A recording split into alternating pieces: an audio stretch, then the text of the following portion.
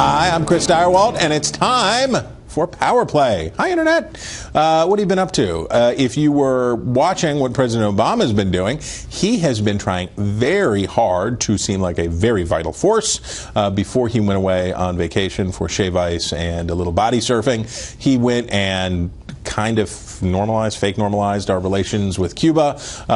He has executive orders on temporary amnesty. He's got all kinds of stuff going on. And now he's throwing out veto threats like popcorn. So what's up with that?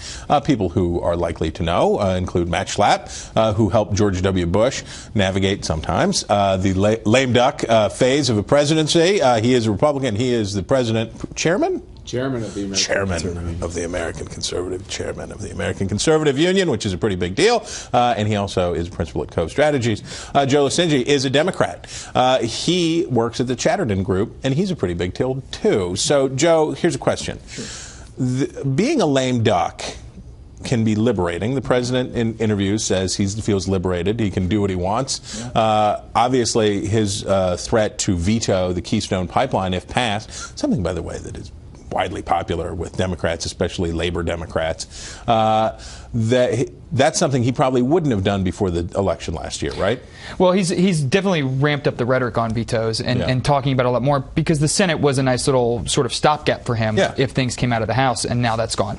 So he gets the ability to pull the power of the red pen out, sign things off, and send them back, and sort of protect what he thinks he has built here, which is a stronger economy, lower unemployment, things that are going to be good for his legacy. Lame duck times of presidencies can be a lot of fun because they are liberated in that time Matt is looking at you. They can be. It just depends on how you want to use it, because if you think about presidencies, those final 2 years, that's sort of take the half-court shot and see what you can get, or stop the things that you think are going to be dangerous. Well, in our case, we just went to court. We didn't take half-court shots. Because Republicans are nicer, we are doing all these investigations like Democrats always do to Republicans in second term. So I think investigations should be a big part of the last 2 years. Explain. Well, I mean, look, President Obama now has to deal with a Republican Senate and a Republican House. So now both chambers can issue subpoenas, bring anybody up to testify, and they ought to do that full tilt. Scooter Libby, enhanced interrogation, Vice President's Energy Council. We forget all of these, about how much time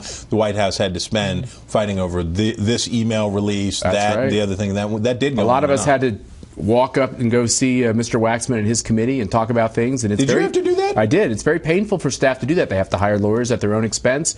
And these Republicans in Congress, one of the most important things they could do, because I think it's valid, there are serious questions about how they've been spending money in the executive branch. They ought to ask the questions, and they ought to have the investigations. And if there's wrongdoing, go get them. They've been doing that for a while, though. I mean, haven't we been seeing this over health care, over immigration? Who went to jail on health care? Well, we wasted $100 million on a website or something. And I think we may have wasted more on the investigations, unfortunately. Oh, my Lord. But that being said, I think the Congress is going to do... Somebody's driving a Maserati, and my health care's worse. And I think there's some criminal activity on there. Be careful, maybe your doctor. So. That's right. So, Joe, here's a question. For the president, as he looks at this, legacy is very much in mind. The bids for the presidential library are about to go out, and seriously, it affects the thinking of an administration when you're in legacy. By the way, Havana's in the running, I hear.